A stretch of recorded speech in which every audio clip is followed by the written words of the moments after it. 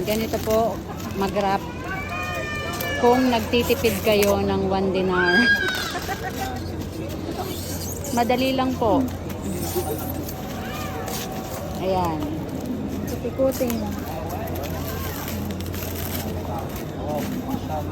Bumili ng gift wrapping. Ano na eh, cling wrap. Taob, taob. Taob.